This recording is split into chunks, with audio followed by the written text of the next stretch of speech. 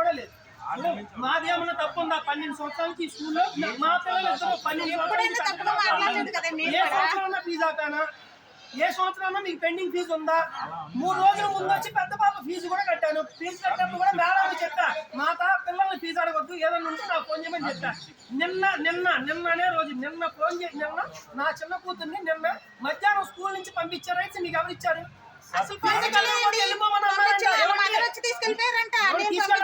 అన్న తర్వాత మా మిసెస్ వచ్చి తీసుకెళ్ళింది.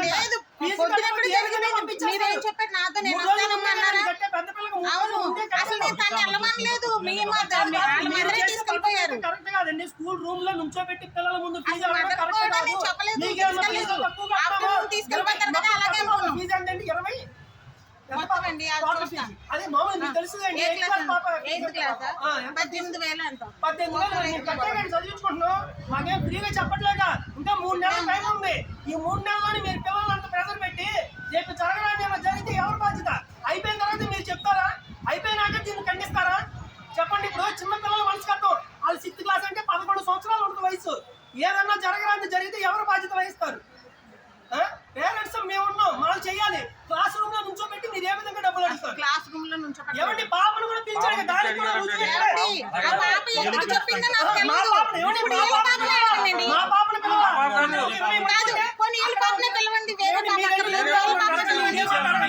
క్లాస్ రూమ్ లో అందరూ ముందు నుంచోబెట్టి ఏ విధంగా అడుగుతారు?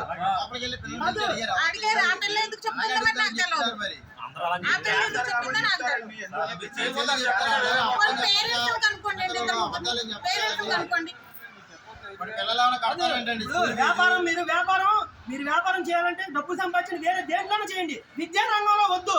విద్యా రంగంలో డబ్బు అనేది మీకు కడుతున్నాం. మీరేం ఊరినే మనకు చెప్పట్లా. డబ్బు సంపాదించండి 100 వ్యాపారాలు ఉన్నాయి. విద్యని వ్యాపారం చేయొద్దు. మీకు డబ్బులు కట్టే చదివిస్తాం. మీకు 18,000 మీరన్నా మాటే కదా కట్టేగా. మీరేమో ఊరినే చదివిస్తాం. మీకే సంవత్సరం డబ్బులు కట్టలేదా? మేము పిల్లల్ని ఏ విధంగా పంపిస్తారు మీరు ఇంటికి? మీకు అన్ని తెలుసు. అదే చెప్పండి. నా పిల్లల దాకా వస్తే నేను ఊరుకోను. మాల పట్టుకొని చెప్తున్నా. నా పిల్లల దాకా నేను ఏమన్నా అన్నానా?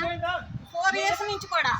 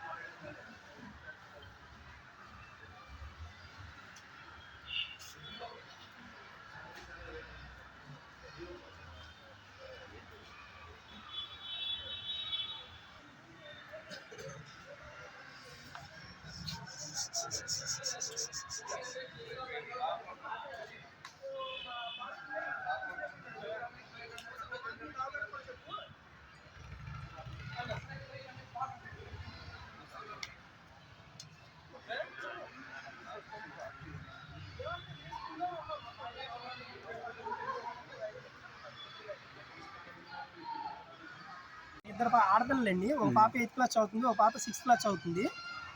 ఫీజు కట్టాలని ఫోన్ చేస్తే 3 డేస్ బ్యాక్ వచ్చి పెద్ద పాప హారికకి ఫీజు కట్టాను సార్.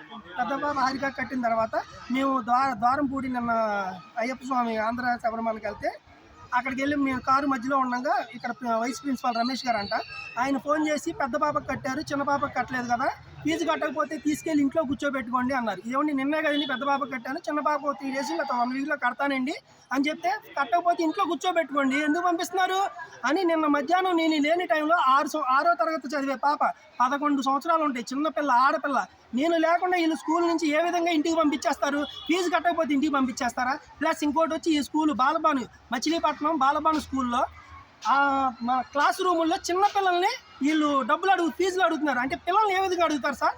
ఇప్పుడు పేరెంట్స్ ఉంటారు, పేరెంట్స్ ఫోన్లు చేయాలి. పిల్లల్ని అంతమంది పిల్లలు ఒక 60 మంది ఉంటే 60 మందిలో పిల్లల్ని లేపి నుంచోబెట్టి డబ్బులు అడిగి ఏమండి వీళ్ళు డబ్బు సంపాదించాలంటే బోల్డని వ్యాపారాలు ఉన్నాయి. ఈ విద్యారంగంలో డబ్బు సంపాదించాలి. లేదు ఏ సంవత్సరం ఫీజు కట్టలేదా? 12 సంవత్సరాల నుంచి నా పిల్లలు ఇక్కడ చదువుతున్నారు, 1 సంవత్సరం కూడా ఫీజు పెండింగ్ లేదు. అలాంటప్పుడు వీళ్ళు ఏ విధంగా నా చిన్న పాపని చిన్న పిల్ల 6వ తరగతి చదువుతుంది, రేపు జరగడానికి నేను చేసుకుంటే ఇప్పుడు చిన్నపిల్లల మనసుకట్టలు ఎలా ఉంటాయి సార్? జరిగినాకే అందరూ రెస్పాండ్ అవుతారా? ఇది ఎంతవరకు కరెక్ట్ సార్? ఇది ఏమైనా తక్కువ, ఏమైనా డబ్బులు కడతలేదు, ఫీజు కడతలేదా? ఫీజు కడుతున్నాగా సంవత్సరానికి 18,000, ఆ మాటే అంది కదా 18,000 అని. ఏదైనా సంవత్సరం 12 సంవత్సరాలు, ఒక సంవత్సరం కూడా పెండింగ్ లేదు సార్. అలాంటప్పుడు ఏ విధంగా పంపించేస్తారు? ఆయన నిన్న రమేష్ గారు అంట, ఆయన అయితే అసలు మరీ దారుణంగా మాట్లాడాడు. ఏమంటారంటే మీరు ఫీజు ఇంట్లో కూర్చోబెట్టండి. ఏమంటే ఎందుకు కట్టలేండి ఫీజు? పెద్ద పాప కట్టే కదా, చిన్న పాప 3 రోజులు కడతా అంటే ఇంట్లో కూర్చోబెట్టుకోండి అయ్యా. నువ్వు తీసుకెళ్ళి ఇంట్లో కూర్చోబెట్టుకొని నిన్న మధ్యాహ్నం నేను లేని సమయంలో తీసుకెళ్ళి పిల్లని పంపించేశారు. ఎలా పంపిస్తారండి? స్కూల్ నుంచి ఆ పిల్లల్ని ఎలా పంపిస్తారు? ఏమండి మీరు ఫీజు కట్టలేదని చెప్పిన తర్వాత మీరు ఫీజు కట్టలేదు వెళ్ళిపోమంటేనే తీసుకెళ్ళారు. మీరు ఫీజు కట్టలేదు తీసుకెళ్ళమంటేనే తీసుకెళ్ళారు. మరి దారుణం అండి. దారుణం అంటే దారుణం. మచిలీపట్నం బాలబాను స్కూల్ దారుణం. ఏదైనా పిల్లల స్టడీ బాగుంటేనే స్కూల్కి పేరు వస్తుంది, పిల్లల్ని బట్టే స్కూల్ పేరు పెరుగుద్ది. అంతేగాని స్కూల్కి పేరు ఉండదు. ఎప్పుడు పిల్లలు చదివే విధానాన్ని బట్టే స్కూల్ పేరు పెరుగుద్ది.